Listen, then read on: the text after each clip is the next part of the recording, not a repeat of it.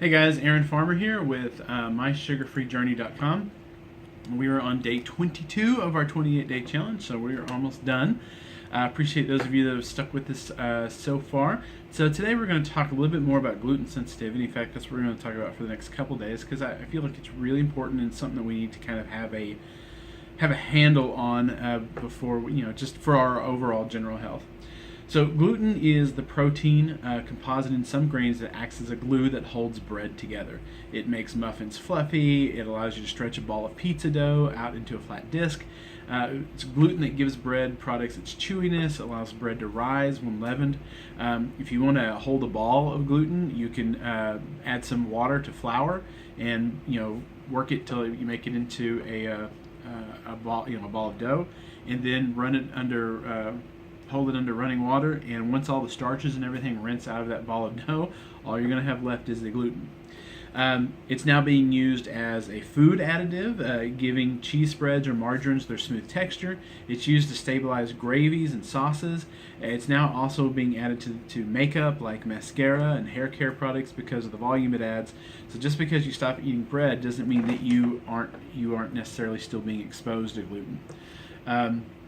And just as with any protein, people can be allergic to gluten. It has been assumed that celiac disease is the only type of gluten sensitivity, and so celiacs are the only ones that need to worry about gluten sensitivity. But what we're now finding is that celiac disease is really just the worst manifestation of gluten sensitivity, and there are a wide range of symptoms that can be traced back to gluten sensitivity, even in people who aren't celiacs. If you are sensitive to gluten, and as many as 1 in 4 could be, and there's numbers vary wildly, that we don't know how many people have a gluten sensitivity, then your body could react in several different ways.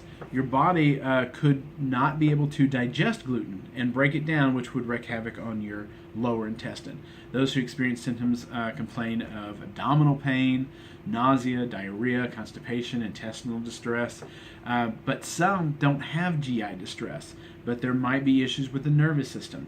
Your body could be trying to mark gluten as a foreign invader and increase inflammation to deal with it, causing a wide range of issues from headaches to joint pain to leaky gut. In some cases, long-term inflammation in the brain can lead to Alzheimer's, Parkinson's disease, multiple sclerosis, and even autism in some cases. So just because you can eat bread and not experience pain like a celiac would doesn't mean that there's not necessarily it's causing other issues with your body. If you've got a host of neurological issues happening in your body, or joint pain, I mean that's what it did for me was when I stopped eating gluten, or just stopped eating grains in general, the joint pain in my hands and in my knees went away like almost overnight. It was really shocking how fast it was. It helped a great deal. In fact, I look at old pictures of my hands, and I had huge fat sausage fingers, just so much inflammation in my hands.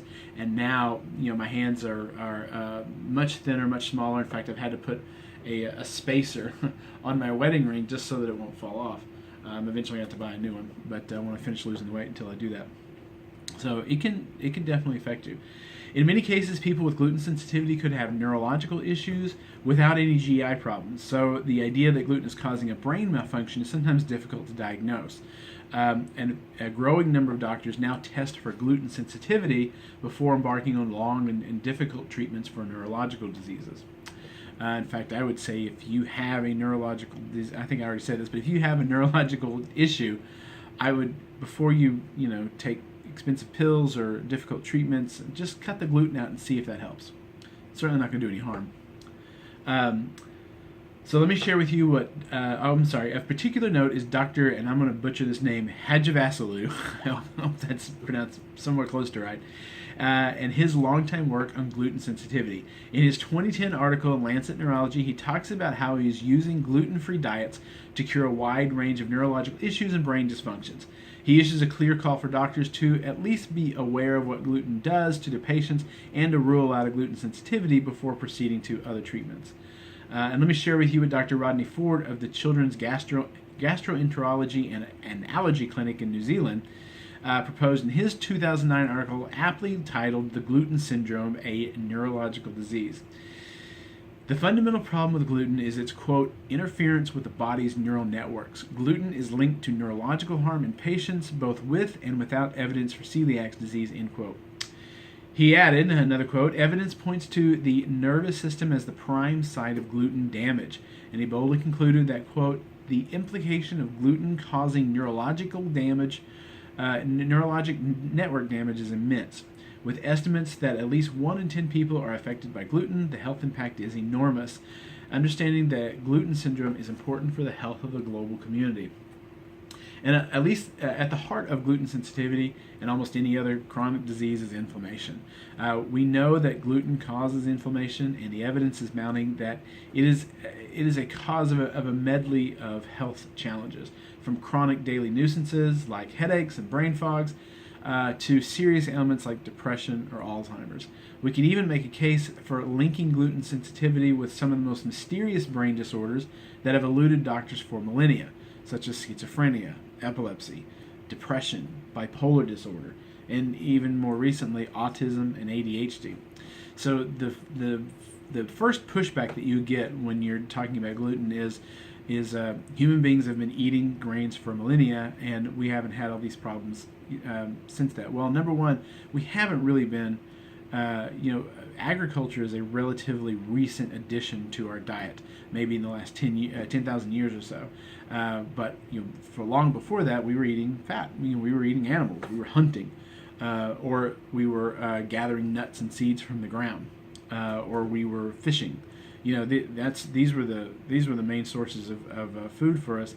So agriculture is a relatively new phenomenon, but it's also worth noting that we are not eating the same grains now that we have been eating for the last couple thousand years. Grain has been crossbred and modified, and now contains up to 40 times more gluten than it did, say, 500 years ago.